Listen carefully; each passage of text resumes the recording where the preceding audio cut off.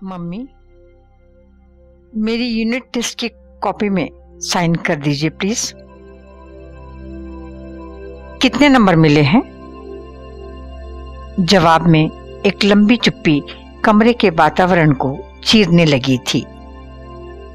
सब्जी कढ़ाई में छौंकते हुए मम्मी ने पलटकर 8 वर्षीय मायशा की तरफ देखा।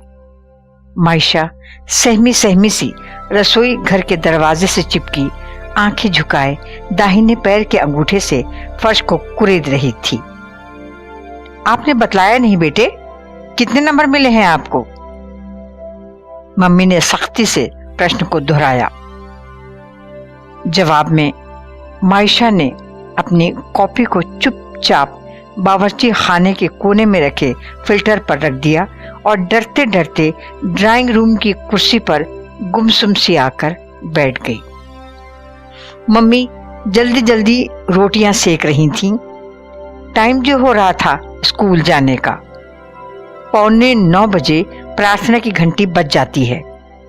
अगर 5 मिनट की भी देरी हो जाए तो शिक्षकों के हाजिरी रजिस्टर में उनके नाम के सामने लाल स्याही से रेखा खींचकर प्रश्न चिन्ह लगा दिया जाता है और लेट कमर्स बच्चों को आउटलाइन में खड़े होकर असेंबली समाप्त होने के बाद पीटी सर की डांट के साथ साथ प्रेयर ग्राउंड के 4-5 चक्कर भी लगाने पड़ते हैं।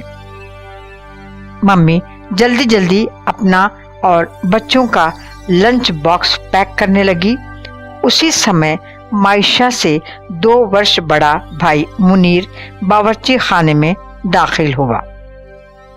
ग्लास धोकर फिल्टर की तरफ पानी लेने के लिए बढ़ा तो उसकी गिद्ध सी तेज निगाह फिल्टर पर रखी मायशा की कॉपी पर पड़ गई। वह तो हमेशा से ही मायशा की टोह में लगा रहता। इस समय तो जैसे उसे सुनहरा मौका मिल गया मायशा को डांट खिलवाने का। देखिए तो मम्मी, आपकी शहजादी को कितने नंबर मिले हैं? खूब डींगे मारती है, इठलाकर आंखें मटका कर कहती है, मैं तो क्लास की मॉनिटर हूँ। सिर्फ हिंदी मैडम को छोड़कर सभी टीचर्स मुझे गुड गर्ल कहते हैं। अब पता चलेगा चुहिया की असलियत। मम्मी देखिए ना मायशा की यूनिट टेस्ट कॉपी। मुनीर चहका। आप ही जरा देखकर बतलाइए कितने नंबर मिले हैं? मम्मी की आवाज सुनकर मायशा के चेहरे पर हवाइयां उड़ने लगी। उसने बाथरूम में घुस जाने में ही अपनी खैरियत समझी। ठीक उसी समय दीवार घड़ी ने टन टन करके 8 बजने का ऐलान किया और डायरेक्ट सप्लाई नल की टूटी से सीटी की आवाज निकलने लगी। नल का पानी तेजी से प्लास्टिक की बाल्टी में भरने लगा। नल की तेज आवाज में मम्मी और मुनीर की आवाजें धीमी पड़ गईं। मम्मी, मायशा को 5 नंबर आउट ऑफ 35 मिले हैं। सुनकर मम्मी का चेहरा एकदम उतर गया, मगर मुनीर बाल सुलभ शिकायती आदतों से घिरा न जाने कब से इस मौके की प्रतीक्षा कर रहा था। आज तो वह दिल की भड़ास निकालने के लिए जैसे उधार खाए बैठा था। अब तो आप उसको कुछ नहीं बोलेंगी, मारना तो दूर डांटेंगी भी नहीं। उसकी जगह अगर मुझे कम नंबर मिलते तो आप मेरा खाना पीना बंद कर देती। मैं जानता हूँ ना, मैं सब जानता हूँ।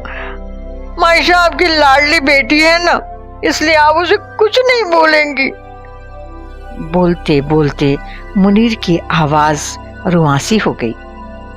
चेहरे पर खिंच आई गुस्से भरी रेखाओं के तनाव में और भी वृद्धि हो गई, जिसमें असंतोष और आक्रोश का मिला जुला भाव तैरने लगा। क्या कहती मम्मी? हिमशिला की तरह ऊपर से ठोस किंतु धीरे धीरे पिघलकर कप पानी के रूप में परिवर्तित हो जाएगी, कुछ पता नहीं। नल का पानी बाल्टी में भरकर छलककर नीचे गिरने लगा। इस बेजान को भी अपनी सीमा का पता है और अपनी क्षमता का भी ज्ञान है। अतिरिक्त जल को भला कहां और कैसे समेट कर रखेगी ये बाल्टी? मगर मम्मी तो कभी न छलकने वाली गगरी की तरह हर दर्द को अपने अंतस में समाती चली जा रही हैं। चेहरे पर दुख की रेखाएं तो उभरती हैं, लेकिन आंसुओं को कभी भी पलकों की सीमा से बाहर नहीं आने देती। हाँ, दिन ब दिन उनका स्वास्थ्य जरूर गिरता चला जा रहा है। रात को खांसी का दौरा भी पड़ता है। कितना फर्क है बाथरूम में छलकती बाल्टी और मम्मी के अंतस में। मायशा ने पर्दे की ओर से देखा। ठंडी सांस भरकर मम्मी ने मुनीर की तरफ देखा, मानो उनकी आंख के इर्द गिर्द छाई काली स्याही कह रही हो, अभी वो छोटी है बेटा, थोड़ी बड़ी हो जाएगी तो उसे खुद ब खुद अक्ल आ जाएगी। मगर मुनीर की भी इतनी उम्र कहाँ थी कि वह मम्मी की आंखों में उमड़ आए दर्द के समंदर की गहराई को समझ सके। उसे तो तुरंत ही अपनी शिकायतों की प्रतिक्रिया देखनी थी।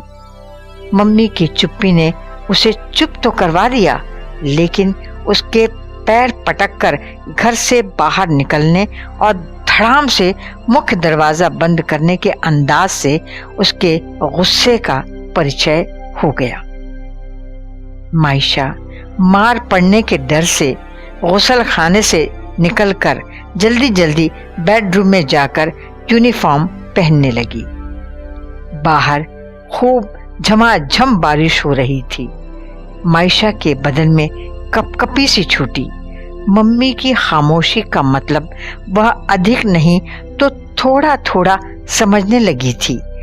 मम्मी की चुप्पी उस सुप्त ज्वालामुखी की तरह थी जो अपना लावा उगलकर शांत तो हो गया है, मगर वह किसी भी वक्त नए सिरे से लावा उगल सकता है। यही सोच कितना विचलित और कितना परेशान कर देती है, इसका अंदाजा तो वो भी नहीं लगा सकते जो खुद ज्वालामुखी क्षेत्र के आसपास रहते हैं। पता नहीं कब अंदर का खौलता हुआ लावा पूरी शक्ति के साथ भलभला कर बाहर निकलेगा और माहौल को चिंगारियों से भर देगा। आज नहीं तो कल जब भी मायशा की गलतियां असहनीय हो जाएंगी तो मम्मी फूट पड़ेंगी। पढ़ने लिखने में दिमाग तो लगता नहीं आपका, क्या समझदारी को भी कहीं गिरवी रखाई है? आपकी कक्षा की लड़कियों को देखो, कितने अच्छे नंबर लेकर पास होती हैं, घर के काम में मदद भी करती हैं, मगर आप मजाल है कि अपना खुद का एक भी सामान सही जगह पर रख दें, उल्टे अपनी चीजों को लापरवाही से फैलाकर सलीके से रखे घर को और बेतरतीब कर देती हैं आप। मम्मी जिस गति से बड़बड़ाती उससे अधिक तेजी से मायशा जल्दी जल्दी जुराबे पहनती, जूतों के फीते बांधती, कंघी करके हेयरबैंड लगाती और झटपट रेनकोट पहनकर बैग पीठ पर टांगे स्कूल के लिए निकल जाती। उस दिन न तो वह मम्मी की चुम्मी लेने की हिम्मत जुटा पाती और न ही उन्हें खुदा हाफिज ही कह पाती। मायशा घर से निकलते ही घर को बिल्कुल भूल जाती और सड़क के किनारे ऊंचे ऊंचे पहाड़ों पर सीधे खड़े ओक और चीड़ के पेड़ों की बाह पसारे फैली शाखाओं की गहरी हरी पत्तियों में खो जाती। आहा, कितने सुंदर बांके और सजीले हैं ये लंबे लंबे आसमान को छूते पेड़। सामने वाली पहाड़ी का सर अपने सफेद बालों की ओढ़नी से ढककर प्रकृति पहाड़ों के बरसाती मौसम को कितना आकर्षित एवं मनमोहक बना देती है। मजे की बात तो यह है कि इन्हें इनकी मम्मी न तो घर का काम करने के लिए कहती हैं, न ही स्कूल में होमवर्क पूरा करने की उनको सजा ही मिलती है। कैसे हर वक्त इनकी डालियां पत्तियों को पंखा बनाकर वादियों को गर्मी से बचाती रहती हैं, सर हिलाकर गुनगुनाती रहती हैं, ओफ मैं भी कितने बुद्धू हूँ, उस दिन टीचर मैडम ने बतलाया तो था। ये पेड़ पहाड़ों को सुंदर वादियों में बदल देते हैं, यहाँ के स्थानीय लोगों को मकान बनाने के लिए लकड़ियाँ देते हैं, जड़ी बूटियाँ भी देते हैं। और एक मैं हूँ जो अपनी पहाड़ी सहेली को उसके बर्थडे पर एक पेंसिल देने का वादा किया था, जिसे 3 महीने गुजरने पर भी पूरा नहीं कर पाई हूँ। मम्मी से कुछ मांगने की हिम्मत ही नहीं होती, हमेशा 2 टूक जवाब मिलता है। क्या क्या करूं तुम तीनों के लिए? तुम्हारी लिखाई पढ़ाई पहनने खाने के खर्च के लिए मेरी तनख्वाह पूरी नहीं पड़ती। हर माह कभी वशिष्ठ मैडम से कभी बडोला मैडम से उधार लेना पड़ता है, उस पर तुम्हारी सहेलियों को देने के लिए तोहफे खरीदने के पैसे कहां से लाऊं? मम्मी का व्यंग मायशा के जिगर को सीधे बेध जाता, लहूलुहान हो जाती वह। अफसोस होता, क्यों मैंने मम्मी को तोहफे वाली बात बतला दी। पहाड़ी सहेली से माफी मांग लेती तो ठीक रहता। वो पहाड़ों की रहने वाली सरल हृदय की लड़की है, कोई समझे या न समझे वो तो मेरी मजबूरी को समझेगी। आखिर एक वही तो मेरी बेस्ट फ्रेंड जो है। मायशा को स्कूल पहुंचने में आज भी देर हो गई। पता नहीं पहाड़ों पर गिरती बारिशों को मंत्रमुग्ध देखते हुए कदम आगे बढ़ने को उठते ही नहीं। मायशा को खुद पर गुस्सा आने लगा। विद्यालय की सीढ़ियों पर पीटी सर को सामने खड़ा देखकर मायशा डर गई।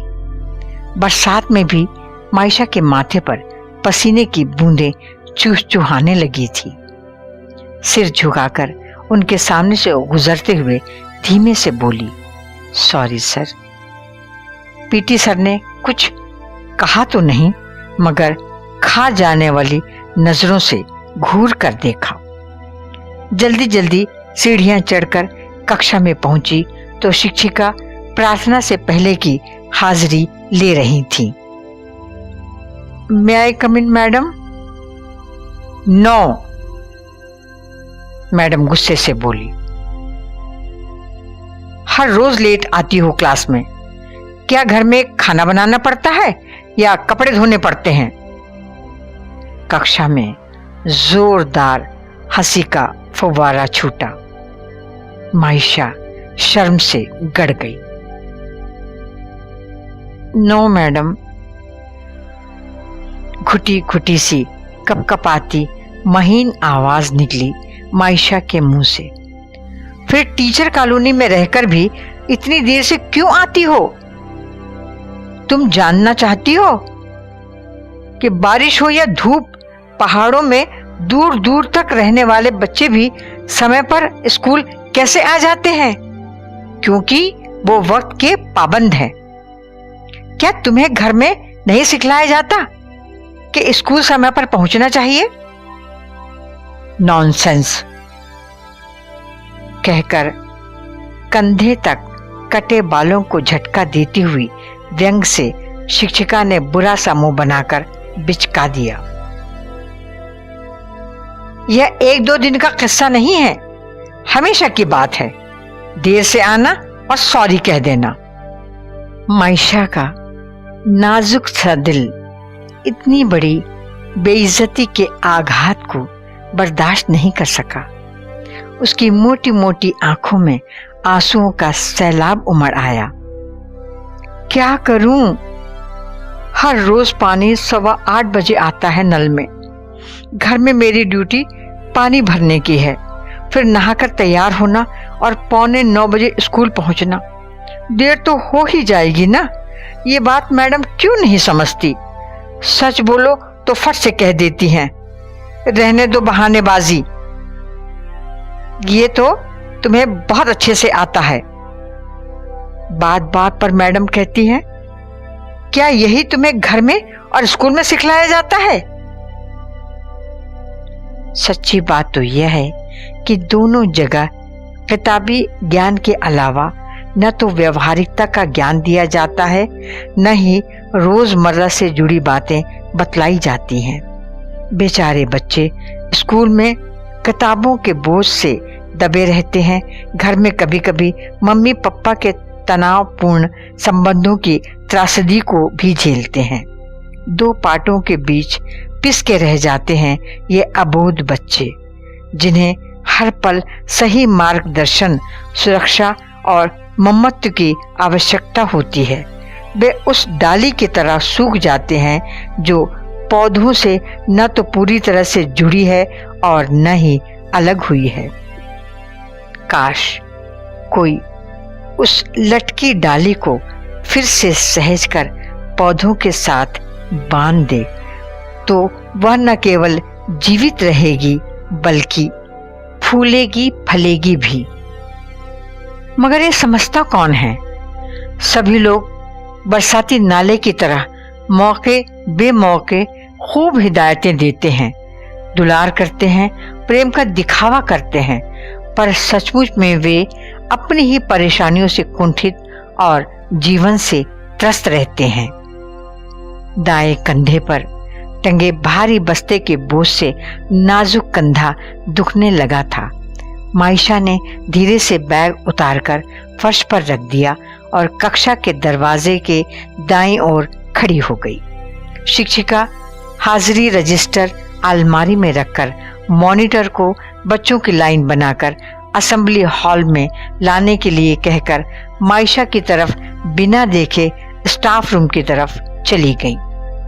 माइशा ने तय कर रखा था कि टीचर उसकी तरफ देखेंगी तो ही सॉरी मैडम कहेगी, मगर टीचर ने मौका ही नहीं दिया। सचमुच किसको फुर्सत है यहाँ बच्चों की प्रॉब्लम समझने की? न ही टीचर को और न ही पेरेंट्स को। कितने दिनों से सोच रही थी बुशर्ट में काज बटन करना सीखने के लिए। SUPW टीचर हर बार डांटकर सुई धागा और कपड़ा लाने के लिए कहती हैं, मगर पीरियड शुरू होते ही बच्चों को मुंह पर उंगली रखकर बैठने के लिए कहकर बाजू की क्लास की टीचर से कभी अपने घर की सजावट तो कभी अपने पति के विदेश में फैले कारोबार की चर्चा करने लगती हैं। माइशा हाथ में सुई धागा लेकर बैठी मैडम का इंतजार करती रहती है। घंटी बजते ही मैडम स्टाफ रूम की तरफ चली जाती तो माइशा मन महसूस कर रह जाती। इन टीचर्स को जो पढ़ाना है और जो सिखलाना है, बच्चों को पढ़ाती और सिखलाती क्यों नहीं कक्षा में? किससे कहूं अपने दिल की बात? किसी के पास समय नहीं है माइशा के लिए। बड़े भाईजान पढ़ाई में और घर में मम्मी का हाथ बटाने में लगे रहते हैं। छोटा भाई बाप रे बाप, एक नंबर का चुगलखोर। किसी से अपनी अधिक घनिष्ठता तो बढ़ते वो देखता ही नहीं। काश अगर पापा होते तो जरूर उसकी बात सुनते, मगर पापा? एक दिन मम्मी को रोते हुए सिद्दीकी आंटी को बतलाते हुए सुना था माइशा ने कि उन्होंने अपने ऑफिस की लड़की से दूसरी शादी कर ली है। उसे अच्छी तरह याद है वो रात जब पापा की चीखने चिल्लाने की आवाजों से उसकी नींद खुल गई थी। दबे पांव चलकर उसने मम्मी पापा के बेडरूम के दरवाजे की दरार से देखा तो अंदर का दृश्य देखकर उसकी आंखें फटी की फटी रह गई थीं। पापा मम्मी को लातों से मार रहे थे। मम्मी की नाइटी फट गई थी और पापा के बुशर्ट का कॉलर फटकर एक ओर झूल रहा था। देखकर मायशा के हाथ पैर कांपने लगे। कुछ नहीं सूझा तो भाइयों को जगाने के लिए दौड़ी, मगर दोनों गहरी नींद में सोए, टस से मस तक नहीं हुए। झिंझोड़ने पर भी नहीं उठे तो हार कर फिर मम्मी के रूम की तरफ भागी, लेकिन उस बार वहां सिर्फ मम्मी की सिसकियां गूंज रही थीं और पापा के कदमों की दूर जाती आवाज रात की नीरवता का सीना चीर रही थी। उस दिन के बाद से मम्मी केवल बच्चा संभालने, खाना पकाने, नौकरी करने वाली मशीन बनकर रह गई। मायशा हर दिन कैलेंडर पर पापा के घर न लौटने की तारीख को लाल स्केच पेन से काट देती। कैलेंडर बदलते रहे, मौसम भी आते जाते रहे। घड़ी की टिक टिक की तरह धड़कते दिल से मायशा पापा के लौटने का हर शाम इंतजार करती। ये इंतजार पूरे 2 साल। पापा के लिए उमड़े प्यार की उफनती नदी को किस दिशा में मोड़ दे। क्या सचमुच पापा कभी लौटकर नहीं आएंगे? शायद कभी नहीं, मगर ये बात वह मुनीर को भी नहीं बतलाएगी, नहीं तो वह मम्मी से चुगली कर देगा। तब या तो मम्मी मायशा को खूब मारेंगी या अपने ही कमरे में घंटों कैद हो जाएंगी। शाम को इमरोज भाई के बार बार कहने पर निकलेंगी तो, लेकिन उनकी लाल लाल सूजी हुई आंखों के साथ चेहरा भरभराया हुआ होगा। मैडम, आपकी बेटी मायशा को इस बार भी यूनिट टेस्ट में बहुत ही पुअर मार्क्स मिले हैं, आप उसकी तरफ ध्यान दीजिए। अंग्रेजी टीचर मिसेस मेहरा ने अपने पूरे बदन को लचकाकर, गोल गोल आंखें घुमाकर स्टाफ रूम में मम्मी से उसकी शिकायत की थी। एक क्षण के लिए मम्मी के चेहरे की मांसपेशियां तन गईं। ऊपर के दांत निचले होठों पर सख्ती से जम गए। उबलते आक्रोश को अंदर ही अंदर पी लिया उन्होंने। ऊपर से बेहद नर्म और शालीन लहजे से बोली, madam, thank you for caring her. I am also giving her special attention. She may improve in near future. Please you also encourage her. Mummy की बेबस याचना उनके एक एक शब्द में फूट फूट कर रो रही थी। I don't know what you are doing for her, but it is sure if she will not write correct answer, then I will not give her a single number. कहते हुए मिसेस मेहरा ने कंधे उचकाकर मुंह बिचका लिया। तब लगा मम्मी अपनी ही junior colleague के सामने कितनी बौनी हो गई हैं। मम्मी की आंखें असमर्थता से शून्य को ताकने लगीं। गला अवरुद्ध हो गया। शब्द आकर बीच में ही अटक गए। मायशा धीरे से मम्मी की मुट्ठी से उंगली छुड़ाकर कक्षा की ओर चली गई और डेस्क पर सर झुकाकर फूट फूट कर रो पड़ी। बरसों का जमा अवसाद उबलकर बाहर आने के लिए कमजोर क्षणों का इंतजार कर रहा था। मौका मिलते ही पूरे वेग से बाहर निकल पड़ा। मेरी वजह से ही मम्मी की इतनी इंसल्ट हो गई। अगर मैं शुरू से ही अपने भाइयों के साथ बैठकर पढ़ाई करती तो मम्मी को सबके सामने मिसेस मेहरा अपमानित नहीं करती। मगर मैं क्या करूं मैं? किताब खोलकर पढ़ने का मन ही नहीं करता। अगर बार बार रटकर उत्तर याद भी कर लिया तो लिखते वक्त आधा ही याद रह जाता है और अंग्रेजी हिंदी की मात्राओं में इतनी गलती होती है कि बस फिर डांट ज्यादा पड़ती है। उसके बाद मन इतना टूट जाता है कि किताबों की तरफ देखने का मन ही नहीं करता। मेरा मन तो कहता है कि मैं इन स्लेटी पहाड़ों के शिखर पर चढ़ जाऊं, परियों जैसे मेरे पंख उग आएं और मैं कभी इस पहाड़ की चोटी पर उतर जाऊं, कभी उस पहाड़ के शिखर पर विश्राम करूं। मेरा दिल चाहता है मैं बुरांस के पेड़ का सुर्ख लाल फूल बन जाऊं, चिड़ियां मेरी डालियों पर बैठें और मुझसे अपने दुख और दर्द शेयर करें। मेरा तो मन करता है कि मैं मोनाल पक्षी बन जाऊं और अपने सुंदर पंखों को चोंच से खुद की सफाई करते हुए कभी ऊंचे पेड़ों की फुनगी पर बैठकर शिकारियों को देखते ही दूसरे पशु पक्षियों को खतरे की सूचना अपनी विशिष्ट आवाज से देकर सबके प्राण बचाऊं। काश मैं ब्रह्म कमल बनकर उगती और अपनी सुंदरता से सबको अपनी तरफ आकर्षित करके असीमित खुशी दे सकती।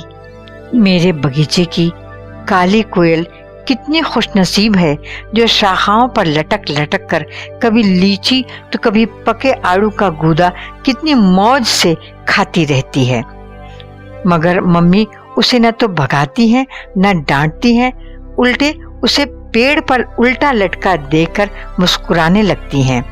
फिर अकेले मुझे ही क्यों इतनी डांट फटकार सहनी पड़ती है। सियार के 2 छोटे छोटे बच्चे रोज बाहर का बरामदा गंदा कर देते हैं। काली बिल्ली मम्मी के पैरों पर म्याऊं म्याऊं करके लिपट जाती है, मगर मम्मी उसे झिड़कने के बजाय दूध दे देती है कटोरी में। मगर मेरी गंदी लिखावट और कम नंबर देकर कॉपी उठाकर फेंक देती है। क्यों क्यों करते हैं सब लोग मेरे साथ ऐसा क्रूर व्यवहार। उस शाम हल्की हल्की बूंदाबांदी हो रही थी।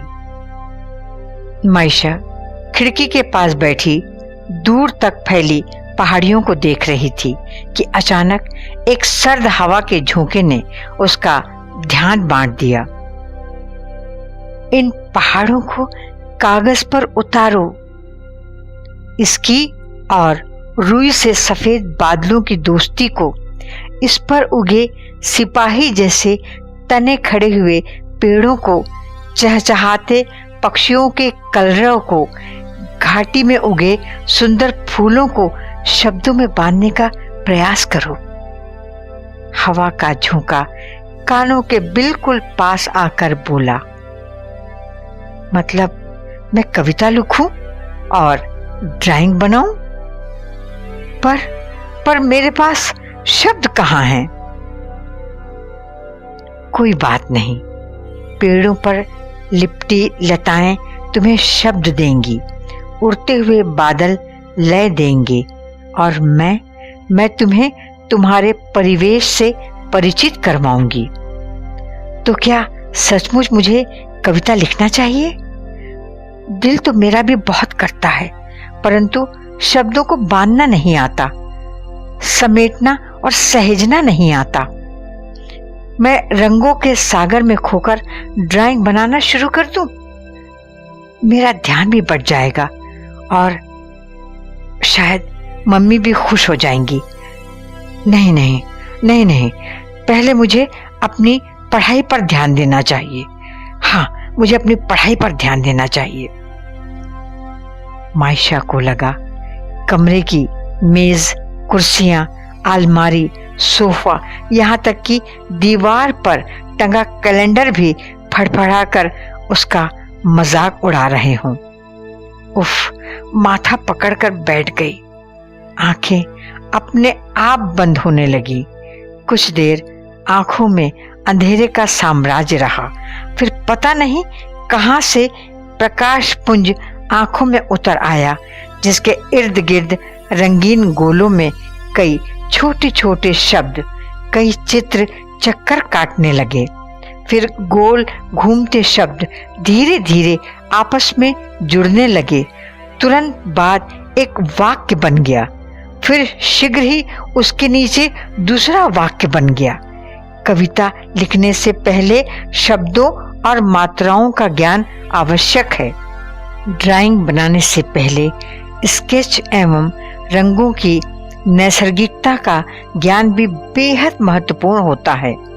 पहले पाठ्य पुस्तक पढ़ लो, फिर बारिश की बूंदें, हवा के झोंके, झूमते इतराते पेड़, पक्षियों की मधुर स्वर लहरी तुम्हें अपने आप ही शब्द बतलाकर ये वादियां कविता लिखना सिखा देंगी। यह कोई जादुई करिश्मा नहीं, बल्कि एक सोई हुई आत्मा को जगाने के लिए विवेक द्वारा किया गया सार्थक प्रयास था। तभी मायशा जोर से चीखी, हाँ, मैं पढ़ूंगी, खूब पढ़ूंगी, फिर कविता भी लिखूंगी और ड्राइंग भी बनाऊंगी। टन टन टन विद्यालय की प्राइमरी कक्षा की छुट्टी की घंटी बज गई। बच्चे अपना बस्ता, वाटर बैग और रेनकोट लेकर दौड़ते हुए विद्यालय से बाहर निकलने की होड़ मचाने लगे। लेकिन मायशा को कोई जल्दी नहीं, कोई बेचैनी नहीं। इत्मीनान से कविता लिखने का मूड बना ही रही थी कि पहाड़ी सहेली ने आकर पूछा, मायशा, आज तुमको घर नहीं जाना है क्या? नहीं, आज मैं छुट्टी होने के बाद इमरोज भाई के साथ ही घर वापस जाऊंगी। तब तक क्या करोगी अकेली क्लास में? पहाड़ी सहेली ने दोनों हाथ गालों पर रखकर आश्चर्य से पूछा। कविता लिखूंगी बारिश पर, और खिड़की के बाहर जो पहाड़ों की कतारों पर झुके बादल दिख रहे हैं ना, उसका चित्र भी बनाऊंगी। हिंदी का एक वाक्य तो ठीक से लिखना तुम्हें आता नहीं, कविता क्या लिखोगी? और ड्राइंग शीट पर पहाड़ों की रेखाओं की जगह कचरे का डिब्बा बनाकर उस पर अपना नाम लिखोगी, है ना? कल मैं ये बात क्लास टीचर को भी बतलाऊंगी और क्लास के सभी बच्चों को बतलाऊंगी, कहकर वो ताली बजाकर जोर जोर से हंसने लगी। सुनकर मायशा के तन बदन में आग लग गई, लेकिन बात सच थी इसलिए चुप रही। बस विरोध प्रकट करने के लिए जबान निकालकर मुंह चिढ़ा दिया। पहाड़ी सहेली ने भी प्रति उत्तर में मुंह चिढ़ा दिया और वह भाग गई। उसके जाते ही मायशा ने जोरदार घूंसा बेंच पर दे मारा। दांत किटकिटाकर जोर से बोली, हाँ, मुझे कविता भी लिखनी है और कक्षा में अच्छे नंबर भी लाना है। मम्मी को अब मैं और शर्मिंदा नहीं होने दूंगी। सोफिया गुड़िया के लिए प्यारी सी लोरी भी लिखनी है। मुझे खुद को आगे बढ़ाने के लिए मुझे कुछ करना होगा, मुझे ही कुछ करना होगा। कुछ करने का अदम्य साहस और दृढ़ संकल्प मायशा के विचलित मन को ठहराव दे गया। उसकी आंतरिक प्रेरणा की वीणा के तार मजबूत इरादों के हल्के से इशारे से झंकृत हो गए। सोचते ही मन सेमल की रुई की तरह हल्का होकर पहाड़ों पर उड़ने लगा। उस दिन मायशा आंखों में ढेर सारी आशाओं की ज्योति जलाए अपना बैग और रेनकोट लिए दृढ़ कदमों से अपने घर की ओर जाती हुई बलखाती सड़क पर हिरणे की तरह उछलती कूदती चल पड़ी। उसने घूम घूम कर चारों ओर देखा। पहाड़ों की घटाएं बिल्कुल नीचे उतरकर उसका स्वागत कर रही थीं। दूर तक फैली वादियों का हर जंगली फूल मुस्कुरा रहा था और उन खिली खिली वादियों के वायुमंडल में भीनी भीनी खुशबू के साथ उसके इंद्रधनुषी सपने तैर रहे थे।